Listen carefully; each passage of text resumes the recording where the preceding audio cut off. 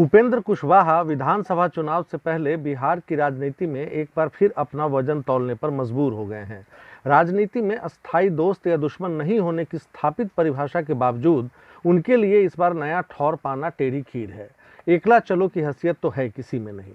2005 के पहले विधानसभा चुनाव के बाद ही सत्ता लोलुप किसी भी दल के लिए ऐसा करना आत्मघाती माने जाना लगा।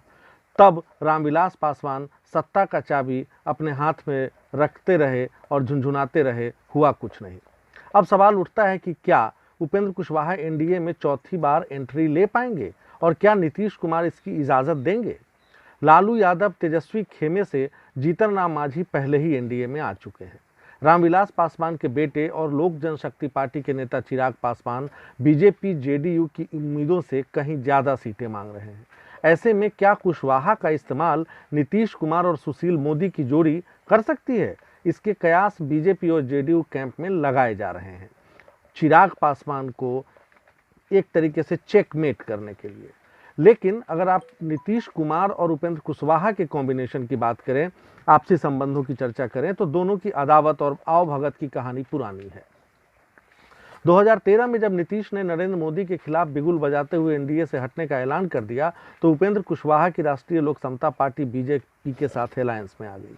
14 के मोदी लहर में रालोसपा ने भी सभी 3 सीटों पर जीत हासिल की और कुशवाहा केंद्र में मंत्री बनाए गए।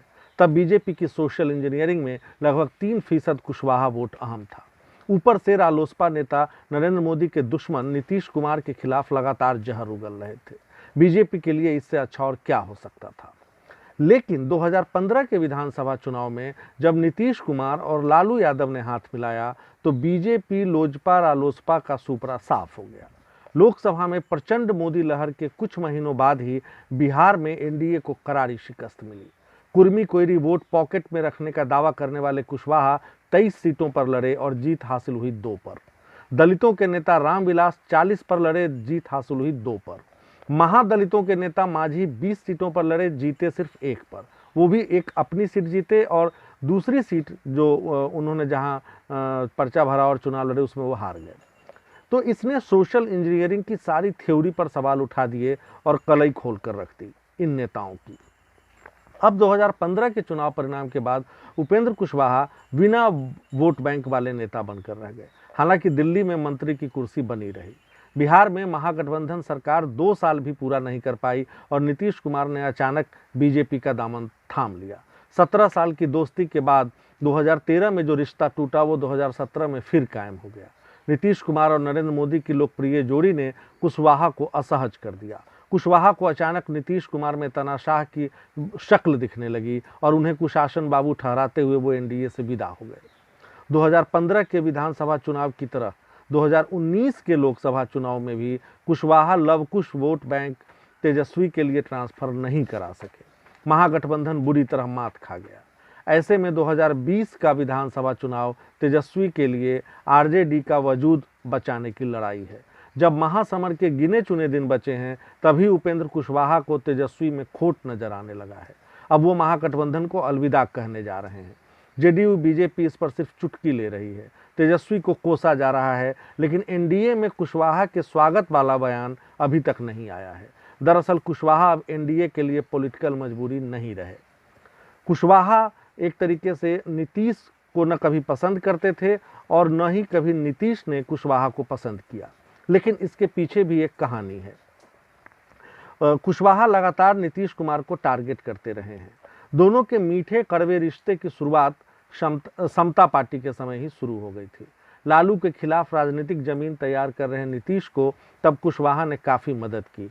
इसका इनाम भी मिला। 2004 में नीतीश ने उन्हें विधानसभा में विपक्ष का नेता बनाया, ये जानते हुए भी कि कुशवाहा पहली बार विधायक बने थे।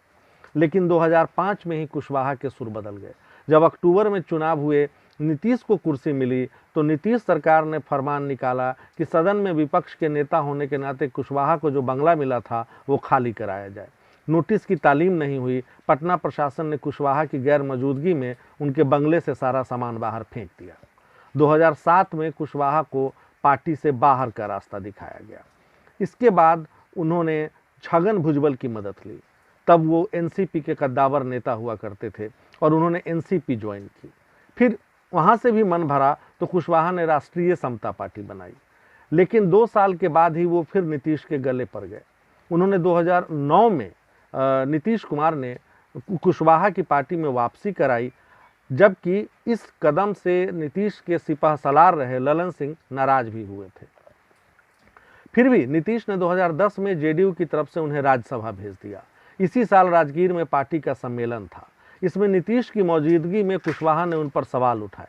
उन्होंने राम लखन महतो, बीमा भारती, श्रीकांत निराला, श्याम रजक जैसे नेताओं को आरजेडी से जेडीयू में लाने पर सवाल उठाया। दरअसल राम लखन महतो ने ही कुशवाहा को विधानसभा चुनाव में हराया था।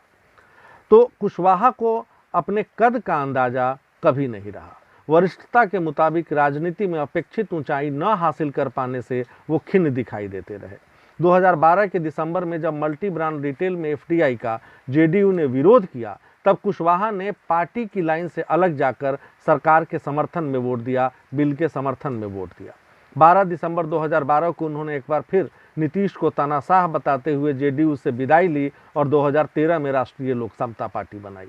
अब इस कहानी के बाद, इस लंबी कहानी के बाद चौथी बार नीतीश कुमार उन्हें अपने खेमे में जगह देंगे, इसकी संभावना बेहद कम नजर आ रही है।